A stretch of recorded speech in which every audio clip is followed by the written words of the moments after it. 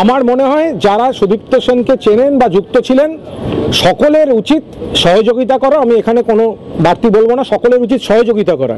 কে ভালো খারাপ সুবিধা নিয়েছে এই ধরনের কোনো মন্তব্য আমি করতে চাই না।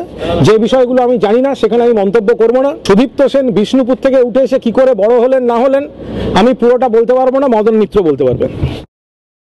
আসলে আমরা যারা জনগণ দ্বারা নির্বাচিত নই, আমরা কথায় কথায় জনগণের মূল্যায়ন করতে পারি না।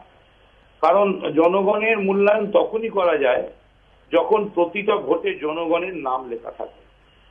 তো যেহেতু আমি সাধারণ মানুষের ভোটে নির্বাচিত হয়েছিলাম এবং ওখান থেকে চলে আসার পর কামারহাটির 30,000 ভোটের ব্যবধান মেকআপ করে আবার 25,000 ভোটে মানুষ আমায় আশীর্বাদ দোয়া করেছিল, সেহেতু আমি মানুষের কাছে কৃতজ্ঞ, দলের কাছে কৃতজ্ঞ, আমার নেত্রী মমতা বন্দ্যোপাধ্যায়ের কাছে কৃতজ্ঞ।